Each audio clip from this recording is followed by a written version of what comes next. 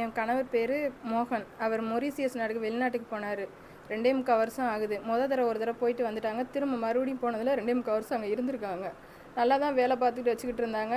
வெள்ளிக்கிழமை இருந்து எனக்கு ஃபோன் சனிக்கிழமை கூட என்கிட்ட ஃபோன் பேசினாங்க. ஞாயிற்றுக்கிழமை ஒரு நாள் தான் பேசலை. திங்கக்கிழமை காலையில் என்னென்னா இறந்து போயிட்டாங்கன்னு சொல்கிறாங்க. இது என்ன என்னன்னு தெரியல. திடீர்னு ஃபோன் பண்ணிட்டு இறந்துட்டாங்கன்னா நாங்கள் நம்பவும் முடியலை. இது ஒன்றும் திரும்ப கொஞ்ச நேரத்தில் ஃபோன் பண்ணி இறந்துட்டாங்க, பாடி வேணுமா இங்கேயே எல்லாம் பண்ணவான்னு கேட்டாங்க. நாங்கள் எங்களுக்கு வேணும் அப்படின்னு சொல்லிட்டு இது பண்ணிட்டோம். இப்போ கலெக்டர்கிட்ட அன்றைக்கே நாங்கள் போய் மனுவும் கொடுத்துட்டோம். ஆனால் இப்போ வரைக்கும் என் வீட்டுக்காரோட பாடி எங்களுக்கு கிடைக்கல. அது பாடி சீக்கிரம் கிடைக்கிறதுக்கு ஏற்பாடு பண்ணணும். எனக்கு 3 பொண்ணுங்க. யாரும் இல்லாமல் இப்போ நிராகரமாக நிற்கிற மாதிரி எங்களுக்கோ தெரியுது.